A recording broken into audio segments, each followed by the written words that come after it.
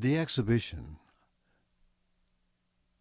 of the 7 icons of radical theology was one of the most challenging projects I had ever undertaken, primarily because icons of the primary Christian identities always followed a very ironclad formula of color and composition. And they were intended to induce a certain kind of experience. So, to produce a new kind of spiritual and aesthetic experience, I decided to strip everything down to my basic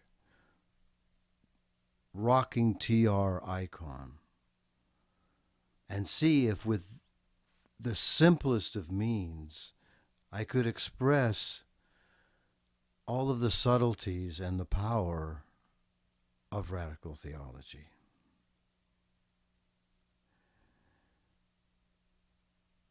The first subject was, of course, Jesus.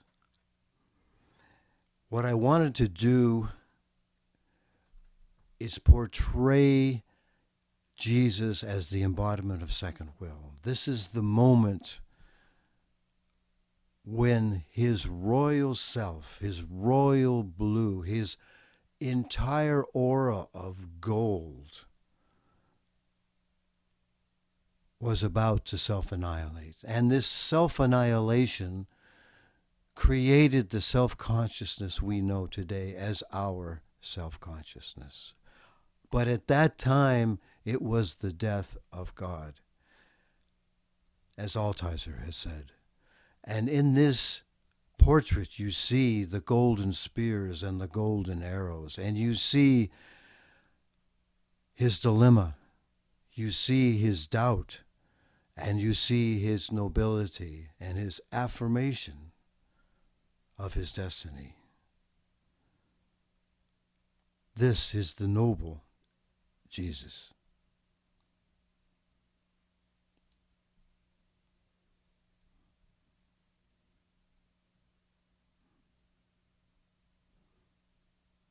My portrait of Judas follows in some respect the tradition. He's hung himself, of course, and perhaps the silver coins have led to that. And yet, it's not guilt that has driven him to this. It's the feeling that he was manipulated, that his fate was caught up into a much bigger game, that he really didn't know what he was doing, and he became self-conscious of his acts when it was too late.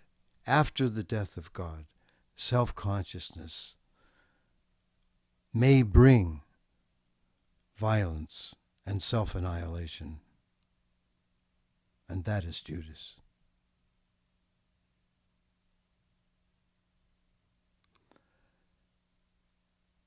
In my depiction of Mary Magdalene, it is very balanced.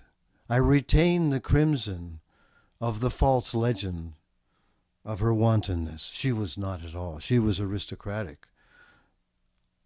The burgundy is her purity. The white is her steadfastness. She was the disciple that supported Jesus intellectually, emotionally, and physically. And the gold, the rocker gold, she was also the financier of the operation. She kept the mission going. And she was the first to see him on his return. That is the real Mary Magdalene.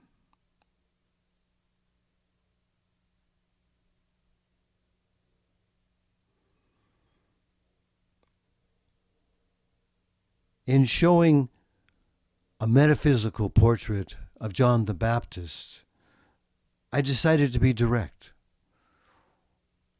Here he is in his camel hair, eating locusts in the desert, baptizing in the River Jordan. Very simple, in the wilderness, and yet an untimely and unfortunate death awaits him shortly as well. And he will never know the fruit of his prophecies or the self-consciousness that Jesus was to bring to mankind. A forerunner. Very close to Texas Red.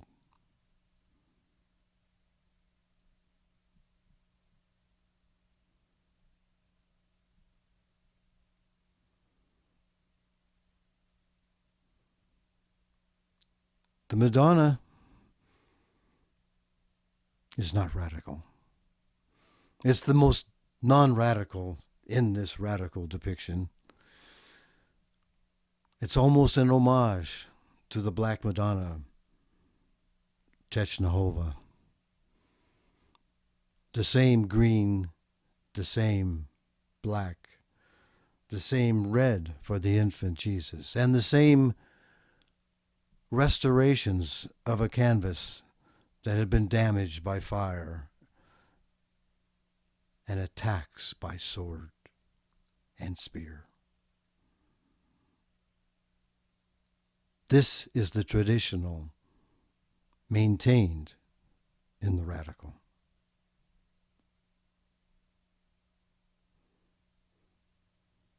And we're shortly coming to Satan.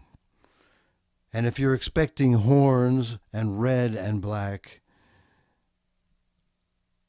you will be dismayed, because Satan, in my vision, is much more subtle and much more beguiling. Satan has all of the allure of science, of new knowledge, of secrets, perhaps of magic, perhaps of powers unknown to man before. This is not the Satan of Dostoevsky, a banker. No.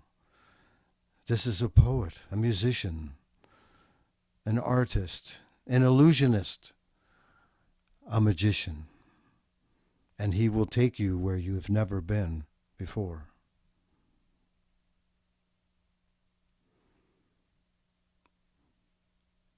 And we conclude with the one true radical vision in this series, and that is of God, of an infant God, a small but growing God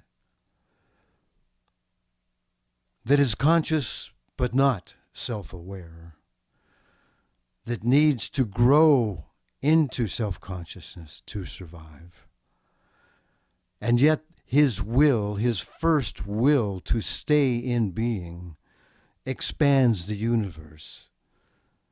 And the red shifts in the corners reveal a universe that is in constant acceleration and expansion as he gains time for his mental and spiritual maturity, when he gains his power to control his destiny and control his survival.